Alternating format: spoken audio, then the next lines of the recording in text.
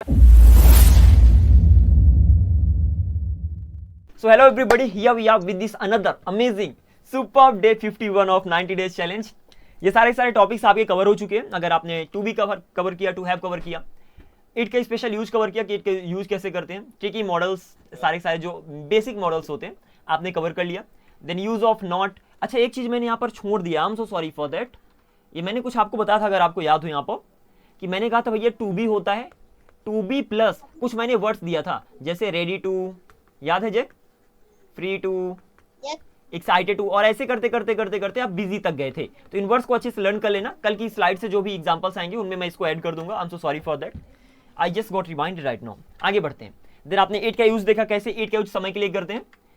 Models तो आपने देख लिया। निगेटिव सेंटेंस कैसे बनाते हैं, यहाँ पर स्पेशली इस पर्टिकुलर सेक्शन की आप प्रैक्टिस करवाना। मतलब ये तो डायरेक्टली हो गया, आओ जाओ खाओ उठो बैठो डायरेक्टली बना लोगे। लेकिन जब किसी से कोई काम करवाते हो, जैसे मैंने बोला दौड़ो, तो आप बोल दोगे रन, लेकिन राम से दौड़वाओ, तो वहां पर इस रूल नंबर 4 और रूल नंबर 5 यूज करोगे। अल्टीमेटली इंग्लिश में बोलते हैं पॉजिटिव वर्ब्स। नाम से क्या फर्क पड़ता है सर, हम काम से जाने जाते हैं।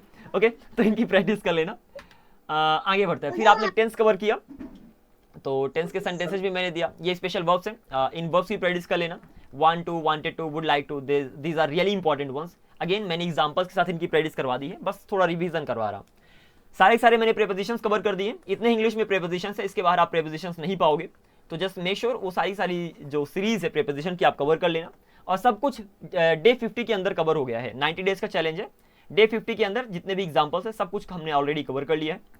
आगे बढ़ते हैं। दिन आपने देखा कि क्वेश्चंस कैसे बनाते हैं। कोई भी क्वेश्चन हो, दो प्रकार का होता है, यस नो, एंड जिसका आंसर यस नो में नहीं दे सकते। अगर यस नो में दे सकते हो, हेल्पिंग वर्ब बाहर ला दो। यस नो में नहीं दे सकते, हेल्पिंग वर्ब के बाहर लाएगी लेकिन WH वर्ड लगा दो। एग्जांपल, मैंने बोला क्या तुम्हारे पास पैसा है, तो आप बोलोगे डू यू हैव मनी। और तुम्हारे पास कितना पैसा है, तो डू यू हैव मनी बोलोगे, लेकिन उसके पहले हाउ मच लगा दोगे, तो how much money do you have. चलो जी आगे बढ़ते हैं। I hope you are getting it, let's go ahead. Then आपने बेसिक WH वर्ड्स देखा, क्या कौन किसे कौन सा, कब कहां क्यों कैसे किसका। ये बेसिक है। इंग्लिश में सिर्फ 9 WH वर्ड्स होते हैं, शॉक मत हो जाना, सिर्फ 9 ही WH वर्ड्स होते हैं।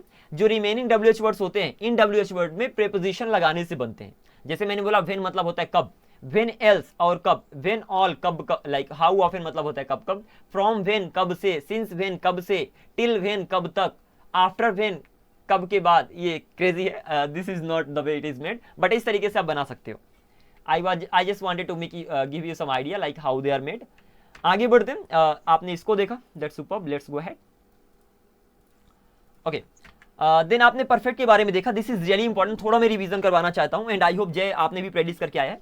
मैंने क्या बोला था, जब भी आप टू बी की बात करो, जब भी आप टू हैव की बात करो, जब भी आप टू बी प्लस वर्ब के साथ आएंगे मतलब कॉन्टिन्यूअस की बात करोगे, या तो टू नो की बात करोगे। ये 4 इंग्लिश में ऐसी वर्ब्स हैं जिसमें अगर समय से लगा दोगे तो परफेक्ट के अंदर बनेगा। इसीलिए कॉन्टिन्यूअस में जैसे ही समय लग जाता है, जैसे मैं बोलूं कि मैं खेल रहा हूं, तो आप बोलोगे आई एम प्लेइंग। लेकिन मैं बोलूं मैं सुबह से खेल रहा हूं, जैसे ही किसी समय से लगा दूंगा वो परफेक्ट में जाकर बनेगा। तो कॉन्टिन्यूअस का परफेक्ट होता है परफेक्ट कॉन्टिन्यूअस। तो ये वही रूल फॉलो करता रहता है जो आपने टेंस में पढ़ाई होगा। तो मैंने बोला टू बी का सेंटेंस जहां पर कुछ या कहीं होगा, टू हैव जहां पर आप कुछ पास होना बताओगे। तो एक एग्जांपल यहां पर बुक से आप ले सकते हो। अभी के लिए डायरेक्टली एग्जांपल दे रहा हूं, समझ लेना अगर समझ पाओ तो। मैंने बोला टू बी के एग्जांपल सपोज है राम तैयार है, तो राम इज रेडी, ये टू बी का सेंटेंस है। ओके, और अगर मैं बोलूं राम सुबह से तैयार है, तो टू बी का परफेक्ट ये होता है, परफेक्ट मतलब टू बी प्लस वर्ब की third form, sorry to have plus verb की थर्ड फॉर्म। तो यहां पर बी की थर्ड फॉर्म बीन लग गया, तो वहां पर बोलोगे Ram has been ready since morning. ऐसे मेरे पास पैसा है, I have money, to have का थर्ड फॉर्म परफेक्ट ये हो गया, टू बी प्लस वर्ब के साथ आईएनजी का परफेक्ट ये हो गया, एंड टू नो का परफेक्ट ये हो गया। समझ पाए हो तो समझ लो, अदरवाइज पिछली वीडियोस जाकर देख लेना, एक्सप्लेन किया हूं बहुत डिटेल में। ओके, परफेक्ट मतलब है प्लस वर्ब की थर्ड फॉर्म। वर्ब की थर्ड फॉर्म कैसे पता करोगे आप। टू बी कहे तो टू बी की थर्ड फॉर्म लग जाएगी, टू हैव कहे तो टू हैव की third form. To be plus verb के साथ आएंगे तो जो पहला वाला वर्ड आता है उसी की थर्ड फॉर्म लगेगी, मतलब बी की थर्ड फॉर्म बीन हो जाएगा। और टू नो की थर्ड फॉर्म नोन होती है, तो आप इजिली गो थ्रू कर सकते हो। सो दिस इज द वे। तो जैसे मैंने बोला मेरे पास पैसा है, आई हैव मनी, लेकिन मेरे पास सुबह से पैसा है, तो I have had money since morning. I hope you are getting it, otherwise आगे बढ़ते हैं, डोंट वरी। ये सब पिछले टॉपिक्स हैं, बस थोड़ा सा लाइक जय कवर्ड इट, सो जय मस्ट हैव द आइडिया। आगे बढ़ते हैं, यहां से स्टार्ट होता है आपका मॉडल्स। ओके, सो मॉडल्स में let's make it over here. This is we are gonna be going ahead with the models right now. Basic चीजें जो आपको मॉडल्स में पता होना चाहिए। अगेन ये वो चीजें हैं जो हमने पहले भी कवर कर लिया है। तो मैंने बोला विल हेल्पिंग वर्ब होती है जिसका मतलब होता है गागेगी, और विल के बगल में हमेशा वर्ब की फर्स्ट फॉर्म लगती है, that is the simple thing. Example, मैं आऊंगा, आई विल कम, तुम जाओगे, यू विल गो। और इसको मैंने उठाया है टेंस से। टेंस में अगर सिंपल फ्यूचर का फॉर्मूला देखोगे, रूल देखोगे, तो विल प्लस वर्ब की फर्स्ट फॉर्म होती है। तो मैंने बोला राम डांस करेगा, राम विल डांस, कुछ इस तरीके से सेंटेंस बना लोगे। अब देखना, अगर विल के आगे मैंने बी लगा दिया तो बन जाएगा विल बी, क्योंकि विल के आगे हमेशा वर्ब की फर्स्ट फॉर्म लगती है। वर्ब की फर्स्ट फॉर्म मतलब क्या? आना जाना, खाना, उठना, नहाना, बैठना, धोना, कुछ भी हो सकता है वर्ब। ऐसे बी मतलब होना, तो बी भी वर्ब है, और हैव मतलब पास होना, हैव भी वर्ब है। तो what I said, will be बन गया। तो यहाँ पर विल का मतलब भागेगी, बी का मतलब होना, तो दोनों का मतलब हो गया होगा, सिंपल। ऐसे ही विल का मतलब गागेगी, हैव का मतलब पास होना, तो दोनों का मतलब हो गया होगा, सॉरी पास होगा, नॉट होगा, पास होगा, समथिंग लाइक दैट। अगेन अगर it's hard to understand, so I am so sorry for that, can't really revise everything at once. चलो ये हो गया डन। तो मैंने क्या बोला, ये आपने पहले देखा था, स्टार्टिंग एक्चुअली मैंने इसी से की थी। अगर जो इस कोर्स को शुरू के वीडियोस को जाकर देखोगे तो ये सब आपको मिल जाएगा। तो यहाँ पर क्या होता है कि विल होती है हेल्पिंग वर्ब, जिसका मतलब होता है गागेगी, और बी होती है यहाँ पर मेन वर्ब, ठीक है ना, जिसका मतलब होता है होना। सिमिलरली विल हैव में विल का मतलब होगा गागेगी, हो गई यहाँ पर हेल्पिंग वर्ब, और हैव यहाँ पर हो गया मेन वर्ब, जिसका मतलब होता है पास होना। ये तो सिंपल सी बात है। तो व्हाट आई सेड कि अगर विल बी के बगल में ऑब्जेक्ट आ जाए, सिंपल सी बात है, इसको और सिंप्लीफाई करते हैं, विल बी जिसका मतलब होता है होगा, उसके बगल में ऑब्जेक्ट आ जाए, तो यहाँ पर विल हेल्पिंग वर्ब और बी मेन वर्ब हो गया, और इसका मतलब होता है होगा। और ऐसे विल हैव के बगल में ऑब्जेक्ट आ जाए, ऑब्जेक्ट के मतलब किसी का भी नाम आ सकता है, इसमें टेंशन नहीं लेना। ऐसे मैंने बोला विल हैव के बगल में कोई भी ऑब्जेक्ट आ जाए, ऑब्जेक्ट मतलब कोई भी नाम आ जाए, तो यहाँ पर इसका मतलब होगा सबसे पहले पास होगा, पास होगा। और सिंपल सी बात है, ऐसा क्यों होगा? क्योंकि विल का मतलब भागेगी और हैव का मतलब पास होना, सिंपल सी बात है। और यहाँ पर विल होगा आपका हेल्पिंग वर्ब एंड हैव होगा आपका मेन वर्ब, और अल्टीमेटली दोनों अलग अलग हैं। यहाँ पर विल और बी अलग अलग है, विल का मतलब भागेगी, बी का मतलब होना। विल और हैव अलग अलग है, विल का मतलब भागेगी और हैव का मतलब पास होना। ओके, लेकिन आगे बढ़ते हैं। फिर आपने टेंस के बारे में देखा। टेंस में हमने क्या देखा कि जब मैं फ्यूचर कॉन्टिन्यूअस की बात करता हूं तो विल बी प्लस वर्ब के साथ आईएनजी लगता है। एग्जांपल, राम खेल रहा होगा, राम विल बी प्लेइंग, तुम डांस कर रहे होगे, you will B dancing, mummy खाना बना रही होंगी, mom will be cooking food, कुछ इस तरीके से। और यहीं पर ये रूल उठाया हूं मैंने फ्यूचर परफेक्ट से। फ्यूचर परफेक्ट का फॉर्मूला होता है विल हैव प्लस वर्ब की थर्ड फॉर्म। जैसे मैंने बोला राम खेल चुका होगा, Ram will have played, okay, या तो वह टीवी देख चुका होगा, he will have watched TV, और कुछ इस तरीके से आप सेंटेंस को ट्रांसलेट करने वाले हो। Okay, so just a sec, something's wrong over here, alright, it's pretty good. आगे बढ़ते हैं। सो अल्टीमेटली यहाँ पर मैंने रूल लगाया कॉन्टिन्यूअस का, और यहाँ पर मैंने रूल लगाया परफेक्ट का। अंतर क्या है दोनों में ये देख लो, क्योंकि ये मॉडल्स को सीखने में बहुत ज्यादा हेल्प करने वाला है। अगर आपको ये कॉन्सेप्ट क्लियर होगा तो मॉडल्स में ज्यादा कंफ्यूजन नहीं आएगा।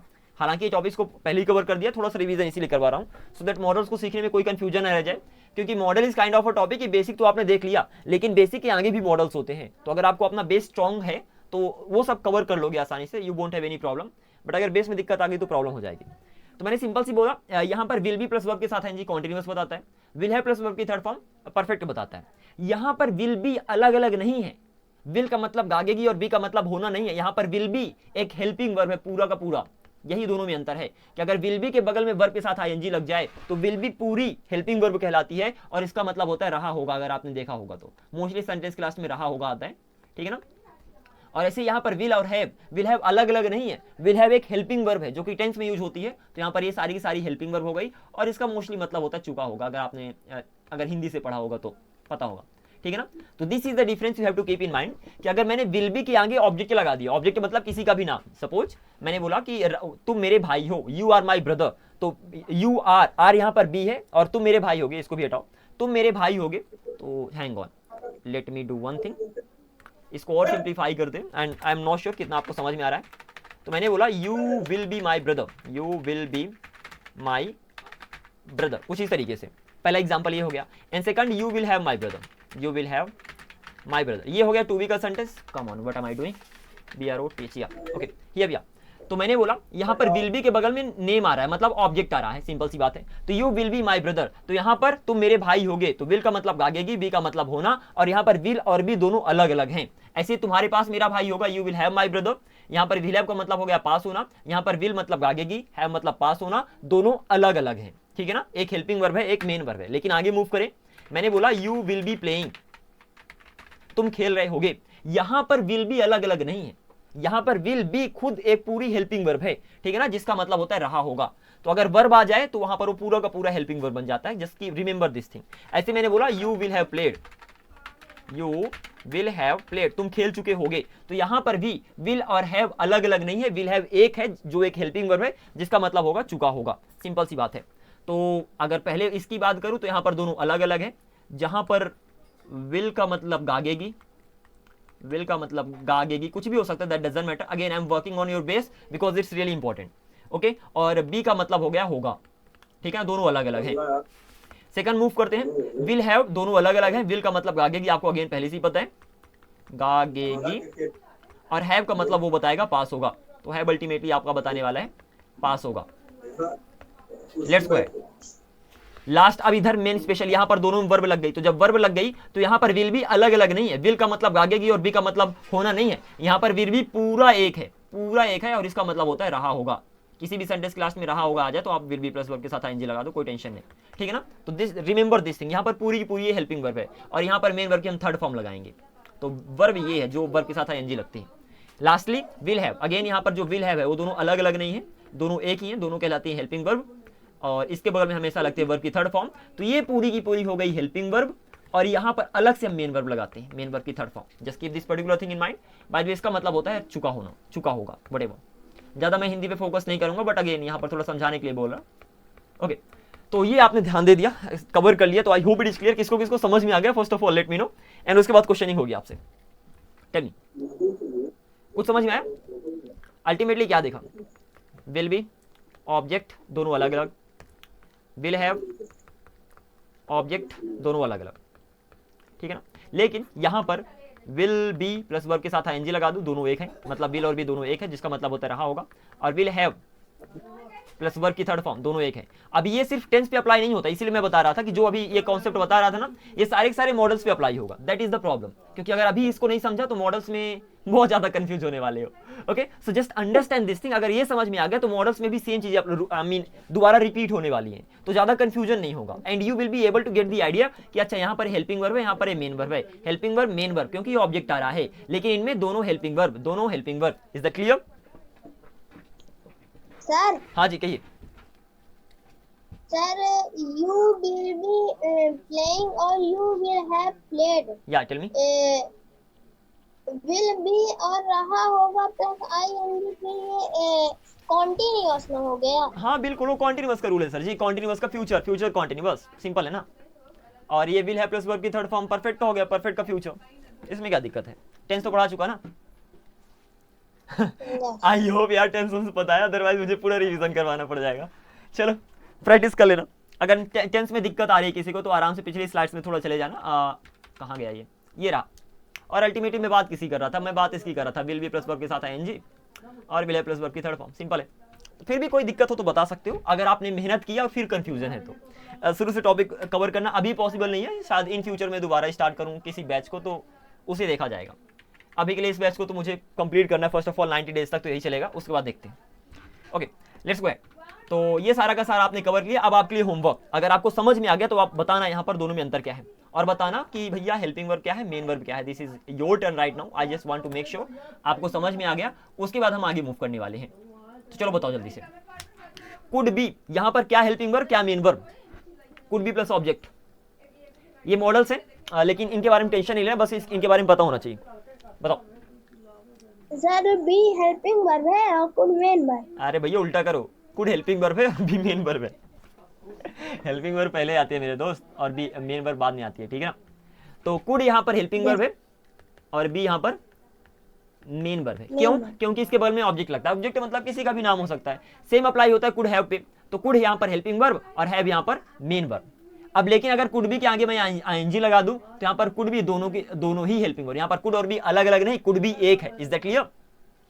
That is the important thing. ऐसे ही कुड हैव प्लस वर्ब की थर्ड फॉर्म। अब बी के बगल में हमेशा वर्ब के साथ आईएनजी लगती है, कुड हैव के बगल में हमेशा वर्ब की थर्ड फॉर्म लगती है, जो कि आपने कॉन्टिन्यूअस में देखा था। तो कुड हैव प्लस वर्ब की थर्ड फॉर्म, यहाँ पर कुड हैव एक पूरा का पूरा वर्ड है। अब इसका मतलब क्या होता है तो अब हम देखने वाले हैं, लेकिन यहाँ पर वर्ब की थर्ड फॉर्म लगता है, जो कि पूरा पूरा ये हेल्पिंग वर्ब हो गई, वो वर्ब की थर्ड फॉर्म हो गई।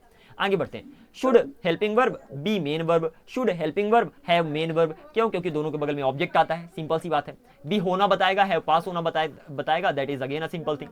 आगे बढ़ते हैं last, should be plus verb के साथ है एनजी और शुड हैव प्लस वर्ब की थर्ड फॉर्म। ये दोनों के दोनों यहाँ पर शुड बी और शुड हैव हेल्पिंग वर्ब है। Is that clear?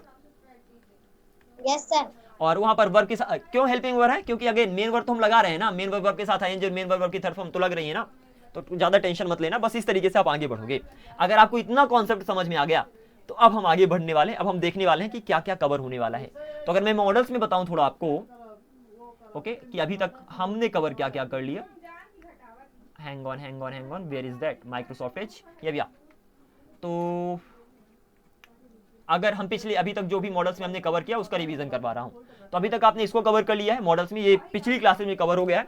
कैन मतलब सकता है, कुड मतलब सकता था, विल बी एबल टू सकेगा पाएगा, शुड चाहिए, मस्ट जरूर चाहिए, ऑट टू चाहिए, हैव टू हैज टू पढ़ता है ना है, हैड टू पढ़ता था ना था, विल हैव टू पढ़ेगा ना होगा, मतलब ये लास्ट में आ जाए तो इनको लगा देना है, सिंपल है। यूज टू किया करता था, नीड टू जरूरत है, डेयर टू हिम्मत है, मे शाद माइट शादी, ये सब कुछ ऑलरेडी कवर हो चुका है। इनके ना जाने कितने एग्जांपल्स आपने कवर कर लिया, and don't know how many times I have asked you, ठीक है ना। यहाँ पर कुछ स्पेशल केस है कि कैन जो एबिलिटी बताता है ना, is am are able plus is am are plus able to भी वही बताता है, तो कैन और is am are plus able to में दोनों में खास कोई अंतर नहीं होता है।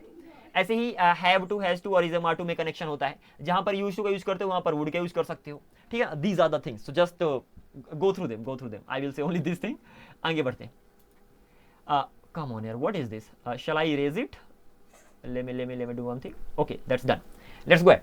आगे मूव करते हैं। फिर आपने देखा कहीं पर भी, and this is really important, किसी इंग्लिश के किसी भी सेंटेंस में विल आ जाए, वहां पर सिंपली मे माइट मस्ट लगा दो, सिंपल सी बात है, मे लगा दो, विल को हटा के माइट लगा दो और मस्ट लगा दो। क्या होगा इसको लगाने से, जैसे मैंने बोला मैं जाऊंगा, तो आप बोल दोगे आई विल गो, तो मैंने क्या क्या क्या कहा कि मे का मतलब होता है शायद, माइट का मतलब शादी और मस्ट का मतलब जरूर, तो सिंपल बोल दो आई मे गो। और इंग्लिश हिंदी वाले सेंटेंस में सिर्फ शायद अलग से ऐड कर दो, तो आई विल गो मैं जाऊंगा, आई मे गो मैं शायद जाऊंगा, आई माइट गो मैं शादी जाऊंगा, एंड आई मस्ट गो मैं जरूर जाऊंगा, सिंपल सी बात है। तो अगेन ये कॉन्सेप्ट भी मैं पहले कवर कर चुका हूं, sorry for those who are unable to understand, and if you can understand that's awesome.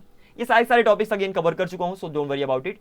किसी भी वर्ब के आगे, जैसे विल के आगे बी भी कोई भी वर्ब आती है तो यहाँ पर बी लगा सकते हो, बी भी वर्ब होती है, बी का मतलब होता है होना, है का मतलब होता है पास होना, जैसे गो का मतलब होता है जाना, कम का मतलब होता है आना, ईट का मतलब होता है खाना, वैसे ही बी का मतलब होता है होना और हैव का मतलब होता है पास होना, जो कि वर्ब होती है, ठीक है ना। तो टेंशन मत लेना, डायरेक्टली लगा देना। तो विल बी, विल का मतलब भागेगी, विल बी होगा, विल हैव पास होगा। कैन सकता है, कैन भी हो सकता है, कैन हैव पास हो सकता है। कुछ इस तरीके से आप आगे मूव करोगे। अब यहाँ पर कैन भी और कुड बी की कहानी को संभालना, और यहाँ पर ये इसकी कहानी को संभालना, ये सब बता चुका हूं, so I am so sorry for that. अभी मैं डिस्कस करने वाला हूं उनके बारे में। पिछली क्लास में, जो अभी पिछली क्लास अपलोड होगी मॉडल्स की, ये सब हमने कवर कर लिया, तो I am not gonna discuss too much things about that. आगे बढ़ते हैं, मेन यहाँ से स्टार्टिंग करते हैं। तो मैंने इसको आपको कवर कर दिया, कहाँ पर कौन हेल्पिंग वर्ब होता है, कहाँ पर कौन मेन वर्ब होता है, और यहाँ पर मैंने आपसे प्रैक्टिस भी करवा दी। अब बात करते हैं इसकी। अभी तक आपने देखा, देखो दो चीजें होती हैं, पहली होती है एबिलिटी, दूसरी होती है पॉसिबिलिटी। एबिलिटी के बारे में अभी तक हम डिस्कस करते आ रहे हैं। एबिलिटी मतलब जहां पर आप अपनी क्षमता की बात करो, फॉर एग्जाम्पल कि मैं तैर सकता हूं, ठीक है ना, मैं इंग्लिश बोल सकता हूं, मम्मी खाना बना सकती हैं, यहां पर आप अपनी एबिलिटी के बारे में बात कर रहे हो, ठीक है ना। तो जब एबिलिटी की बात करोगे तो वहां पर कैन का मतलब सकता है, जो कि आपको पता ही होगा, कैन मतलब सकता है, और वहां पर बी प्लस एबल टू भी लगा सकते हो। बी प्लस एबल टू मतलब is am are able to, be मतलब is am are was were will be होता, तो प्रेजेंट में is am are plus able to लग जाएगा। Be plus able to past के लिए वाज वर एबल टू, और will be plus able to तो इधर लगा ही है, तो इसको ध्यान रखना। तो मैंने बोला जब एबिलिटी की आप बात करते हो वहां पर कैन या तो बी प्लस एबल टू का यूज कर दो। ऐसे ही कुड का, वहां पर कैन का मतलब होता सकता है। कुड का मतलब बात करोगे एबिलिटी में, जब अपनी क्षमता की बात करोगे वहां पर कुड का मतलब होता है सकता था, और विल बी एबल टू का मतलब होगा सकेगा, सिंपल सी बात है। तो बहुत ही ज्यादा सिंपल है कि कैन का मतलब सकता है, कुड का मतलब सकता था, विल बी एबल टू का मतलब सकेगा कब, जब आप एबिलिटी की बात करोगे तब, ओनली देन, ठीक है ना। जब आप अपनी क्षमता की बात करोगे, आप कहते हो मैं नदी में कूद सकता हूं, तो आप बोल सकते हो I can jump into the river. मैं नदी में कूद सकता था, I could jump into the river. मैं नदी में कूद पाऊंगा, I will be able to jump into the river. जब भी कूद पाऊंगा, कूद सकूंगा, कुछ भी बोल सकते हो अगर एबिलिटी की बात कर रहे हो। तो ये रही सारी एबिलिटी की कहानी। और आज तक हमने जितना भी सीखा, हमने एबिलिटी के बारे में देखा, ठीक है ना। ज्यादा हमने पॉसिबिलिटी के बारे में देखा नहीं, लेकिन देखो दोनों में अंतर क्या है। कोई भी अगर हिंदी का सेंटेंस दूं, वो कुछ केसेज में एबिलिटी का भी हो सकता है, पॉसिबिलिटी का भी हो सकता है, लेकिन एज ए स्पीकर आप जानते हो कि आप एबिलिटी की बात कर रहे हो कि आप पॉसिबिलिटी की बात कर रहे हो। जैसे मैंने बोला मैं सिंपल बोलता हूँ बारिश होगी, ये तो बारिश हो सकती है, तो ऑब्वियस सी बात है यहाँ पर मैं पॉसिबिलिटी के बारे में बात कर रहा हूँ कि बारिश होने की संभावना है। लेकिन अगर मैं बोलूँ कि मैं बारिश करवा सकता हूँ वट एवर, ठीक है ना, तो यहाँ पर मैं एबिलिटी के बारे में बात करूँ कि मेरे अंदर वो क्षमता है कि मैं बारिश करवा सकता हूँ एंड ऑल, ठीक है ना। ऐसे मैं बोलूँ मैं स्कूल जा सकता हूँ, तो काइंड ऑफ पॉसिबिलिटी के बारे में बात कर रही है। अब डिपेंड करता है, आप कहोगे एबिलिटी का सेंटेंस है तो हो सकता है, क्यों नहीं हो सकता। आप स्कूल जाने की क्षमता की बात कर रहे हो तो हो जाएगा। तो अल्टीमेटली डिपेंड करता है कि आप कौन सा सेंटेंस को एबिलिटी के सेक्शन में डालना चाहोगे, कौन से सेंटेंस को पॉसिबिलिटी के सेक्शन पे डालना चाहोगे। तो अभी तक हमने एबिलिटी के बारे में देख लिया, अब हम पॉसिबिलिटी के बारे में देखेंगे। जैसे किसी ने दरवाजा खटखटाया और आप बोलते हो वो राम हो सकता है, तो यहाँ पर पॉसिबिलिटी के बारे में बात करते हो, वो राम हो सकता है, संभावना है उसके होने की, तो पॉसिबिलिटी के अंदर जाएगा। लेकिन यहीं पर मैं बोलूँ कि राम मुझे पढ़ा सकता है, तो वहां पर एबिलिटी के बारे में बात कर रहे हो कि ठीक है ना, कि उसके अंदर एबिलिटी है मुझे पढ़ाने की। तो I hope by this time you got the idea कि एबिलिटी और पॉसिबिलिटी का कैसे डिफरेंशिएट करोगे। एंड एट द एंड एक पर्टिकुलर सेंटेंस एबिलिटी का होगा या तो एक पर्टिकुलर सेंटेंस पॉसिबिलिटी का होगा। कोई कोई सेंटेंस ऐसा भी मिल जाएगा जो एबिलिटी और पॉसिबिलिटी दोनों का होगा। जैसे मैंने बोला कि राम मुझे पढ़ा सकता है, ठीक है ना, ये सेंटेंस एबिलिटी का, सिंपल सी बात है, क्योंकि उसके पढ़ाने की एबिलिटी की आप बात कर रहे हो। क्या सेम सेंटेंस पॉसिबिलिटी का नहीं हो सकता? सपोज राम मुझे डेली पढ़ाता है और मैं कहता हूँ मम्मी आज राम मुझे पढ़ा सकता है, सिंपल पॉसिबिलिटी की बात कर रहा हूँ, सिंपल। तो दोनों सेंटेंस, अगर कोई भी सेंटेंस दे दूं, वो दोनों में से किसी का भी जा सकते हैं। अब इतनी कहानी का मतलब क्या, जितना भी मैंने यहाँ पर बता दिया। सबसे पहले एबिलिटी एंड पॉसिबिलिटी के बारे में आपको पता होना चाहिए कि कैसे सेंटेंस को डिफरेंशिएट करोगे। आप बोलने वाले हो, आपको पता है कि आप एबिलिटी की बात करोगे, पॉसिबिलिटी की। जब आप एबिलिटी की बात करोगे तो वहां पर कैन का मतलब सकता है, कुड का मतलब सकता था, विल बी एबल टू का मतलब सकेगा। लेकिन जब बात आती है पॉसिबिलिटी की, again repeating, this is really important, जब बात आएगी पॉसिबिलिटी की, वहां पर कैन का मतलब, कुड का मतलब, मे का मतलब, माइट का मतलब, सबका मतलब होता सकता है। Remember it. आगे चल के अभी हम एडवांस चीजों को कवर करने वाले हैं। वहां पर कैन का मतलब सकता है, कुड का मतलब पॉसिबिलिटी में, ध्यान देना, कुड पॉसिबिलिटी में कुड का मतलब सकता है होता है। And this is really gets confusing, क्योंकि जब आप एबिलिटी की बात करोगे वहां पर कुड का मतलब सकता था होता है। राम जा सकता, राम बोल सकता था, राम कुड स्पीक, मैं खाना खा सकता था, I could eat food. Ability की बात करो, ठीक है ना, मैं 10 किलो उठा सकता था, आई कुड लिफ्ट 10 kg। कब? जब आप एबिलिटी की बात कर रहे हो तब। लेकिन जैसे ही पॉसिबिलिटी की बात करोगे, पॉसिबिलिटी मतलब संभावना, तो जैसे ही संभावना की बात करोगे तो कैन, कुड, मे, माइट, सबका मतलब सकता है होता है, ठीक है ना। जब पॉसिबिलिटी, प्रेजेंट की पॉसिबिलिटी की बात करोगे वहां पर इन सब का मतलब हो गया सकता है। तो सर हम पास्ट की पॉसिबिलिटी के बारे में कैसे बात करेंगे? पास्ट की पॉसिबिलिटी, अगेन रिपीटिंग, पॉसिबिलिटी मतलब संभावना। पास्ट की पॉसिबिलिटी के लिए could have, may have, might have का यूज करोगे, इनका मतलब होता है सकता था। ये कुछ चीजें आज मैं दूंगा आपको याद करने के लिए, कल भी शायद मैंने इन्हीं को कवर किया था, एक बार आज कवर कर रहा हूं, सो दैट आप इसको अच्छे से प्रैक्टिस कर सको। ओके, तो कैन, कुड, अच्छा इनमें अंतर क्या है? सर मान लिया तीनों का मतलब, चारों का मतलब हो गया सकता है, लेकिन अंतर क्या है? जब ऊपर से नीचे चलते हो तो पॉसिबिलिटी धीरे धीरे कम होती जाती है। जैसे मैंने बोला आई कैन गो, मैं जा सकता हूँ, 100% पॉसिबिलिटी। आई कुड गो, 100 के अराउंड आसपास है पॉसिबिलिटी। आई मे गो 50% पे आ गया, और आई माइट गो तो 20-25% के आसपास आ गया, कि बहुत ही कम पॉसिबिलिटी है। तो ऊपर से नीचे जैसे जैसे चलोगे, जो आपकी पॉसिबिलिटी है वो काम को करने की, वो कम होती जाएगी। सिमिलरली तो प्रेजेंट की पॉसिबिलिटी के लिए कैन, कुड, मे, माइट किसी का भी यूज कर सकते हो, और सभी का मतलब होता है सकता है। अगेन रिपीटिंग, सकता है, this is, don't get confuse. Ability में सकता था, कुड का मतलब, लेकिन पॉसिबिलिटी में सकता है, वही कुड का मतलब। So this is where it gets confusing. आगे बढ़ते हैं। सिमिलरली अब पास्ट की पॉसिबिलिटी के बारे में अगर बात करना चाहते हो तो वहां पर could have, may have, might have, इन सब का मतलब होता है सकता था। अगेन रिपीटिंग, सकता था। आगे चल के जब आप सारे कॉन्सेप्ट पता करोगे ना, तो आप ये भी डिफरेंशिएट कर पाओगे कि अच्छा यहाँ पर कुड हैव होता क्यों है, ठीक है ना, क्यों होता है कुड हैव का, कुड हैव प्लस वर्ब की थर्ड फॉर्म का मतलब सकता है, सकता था। लेकिन अभी के लिए बस इतना ध्यान रख लो, और हैव के बगल में हमेशा वर्ब की थर्ड फॉर्म लगती है। जितने भी मॉडल्स हैं उनके बगल में हमेशा वर्ब की फर्स्ट फॉर्म लगती है, लेकिन अगर मॉडल के आगे बी लगा दूं तो बी के बगल में हमेशा वर्ब के साथ आईएनजी लगेगी, और हैव लगा दूं तो हैव के बगल में हमेशा वर्ब की थर्ड फॉर्म लगेगी। Just keep this particular thing in mind. तो इनके बगल में हमेशा वर्ब की थर्ड फॉर्म लगेगी। अब अगेन इनमें भी क्या अंतर है? वही थिंग, ऊपर से नीचे आओगे तो पॉसिबिलिटी कम होती जाएगी। जैसे मैंने बोला मैं खेल सकता था, I could have played, I may have played, I might have played, किसी को भी बोल सकते हो, लेकिन जब ऊपर से नीचे आए तो खेलने की पॉसिबिलिटी कम होती गई। सिंपल सी बात है। तो इन दोनों चीजों को आपको अच्छे से ध्यान रख लेना।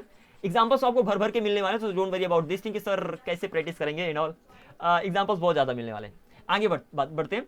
जब आप रिक्वेस्ट और परमिशन की बात करते हो, सपोज जब रिक्वेस्ट करते हो सर मैं अंदर आ जाऊं या तो मैं बाहर चला जाऊं, ये तो थोड़ा आप मूव कर सकते हैं क्या, ठीक है ना, उन सब केसेज में कैन, कुड और मे का यूज होता है। ध्यान देना यहाँ पर माइट का यूज नहीं होता है परमिशन एंड रिक्वेस्ट के लिए। जैसे मैं बोला कि क्या मैं अंदर आ सकता हूं, तो can I come in, could I कम इन, मे आई कम इन, लेकिन माइट आई कम इन नहीं बोलोगे। तो this is the thing that you have to keep in mind. Any confusion? This is going to be your homework. And अगर आपने इन चीजों को, एंड बिलीव मी, अगर इस तरीके से आप आगे मूव करें, इस तरीके से आप प्रैक्टिस करते रहे, तो all these things are gonna be easy for you, I guarantee for that. But again आपको मेरे तरीके से प्रैक्टिस करना पड़ेगा, एंड देन लास्ट में बताना सर समझ में आया कि नहीं आया। आगे बढ़ते हैं। तो ये सारी आपको याद करना है कि जब आप एबिलिटी की बात करोगे, कैन का मतलब सकता है, कुड का मतलब सकता था, विल बी एबल टू का मतलब सकेगा। बात आती है पॉसिबिलिटी की, पॉसिबिलिटी में कैन, कुड, मे, माइट सब का मतलब सकता है। ऊपर से नीचे आओगे पॉसिबिलिटी कम होती जाएगी। और जब पास की पॉसिबिलिटी बताओगे वहां पर कुड है, मे है, माइट है, सबका मतलब हो गया सकता था। जब आप रिक्वेस्ट और परमिशन की बात करोगे वहां पर कैन का मतलब सकता है, वो तो चलेगा, सबका मतलब हो जाएगा सकता था, कोई टेंशन नहीं। आगे बढ़ते, नेक्स्ट आपका होमवर्क था ये मैंने शुरू में ही बता दिया, जहां पर भी होने की बात करोगे वहां पर भी होगा, जहां पर भी पास होने की बात करोगे वहां पर हैव लग जाएगा, जहां पर भी पढ़ता की बात करोगे, जैसे मुझे खेलना पड़ता है तो आप बोलते हो I have to play, yes और नो।